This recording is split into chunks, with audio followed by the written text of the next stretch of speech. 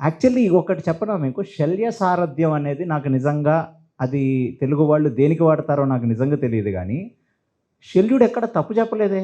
వాడు కరెక్టే చెప్పాడు. శల్యుడు ఏం చెప్పాడు, నాకు శల్య సారథ్యం అంటే ఏంటో నాకు ఇవాళకి అర్థం కాల.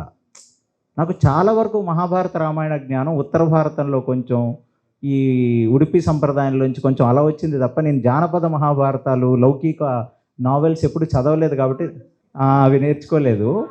అసలు శల్య సారథ్యం అంటే ఏంటి నాకు అసలు ఒక పెద్ద డౌట్. కానీ అసలు దేనికి వాడతారా శల్య సారథ్యం అనే ఒక వర్డ్? ఇప్పుడు నేను తెలుగులో మాట్లాడాలి, మీరు శల్య సారథ్యం చేస్తున్నారు అని నేను అనాలంటే దాని అర్థం ఏంటి అసలు? వెండిపోటు పొడవటం. నిజంగా గుండెల మీద చేసుకొని చెప్పండి, ఆ ఎపిసోడ్ ఉన్న వాళ్ళకి శల్యుడు ఎక్కడైనా ఒక తప్పు చెప్పినట్టు మీకు అనిపించిందా? అసలు వాడుకోవటానికి ఫస్ట్ వాళ్ళకి ఆ శల్య సారథ్యమే తెలియలా. పోనీ దెప్పటం అంటే శల్య సారథ్యం. మనోధైర్యాన్ని తగ్గిస్తే మీరు శల్య సారథ్యం చేస్తున్నారంటే మా మోటివేషన్లో మీరు నీళ్లు పోస్తున్నారు అని అర్థం. ఆ కథ మీరు ఆ కాకి కథ విన్నారు కదా మీరు, ఎంత బ్యూటిఫుల్గా చెప్పాడండి. చిన్నపిల్లలకు కూడా మనం ఇది చెప్పచ్చు కదా. ఆ కథ నచ్చిందా మీ అందరికీ? ఎక్కడ అబద్ధం చెప్పాడు శల్యుడు? అంటే చెయ్యరాంది ఏదైనా చెప్పాడా?